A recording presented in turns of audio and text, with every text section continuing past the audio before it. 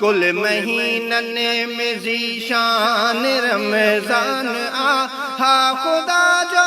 तही खास एहसान वा तुरत अब्द सलाम कर चंगा तू अमल तुरत अब्द सलाम कर चंगा तू अमल रब के राजी कर जी मल्हाही महल रब के राजी करण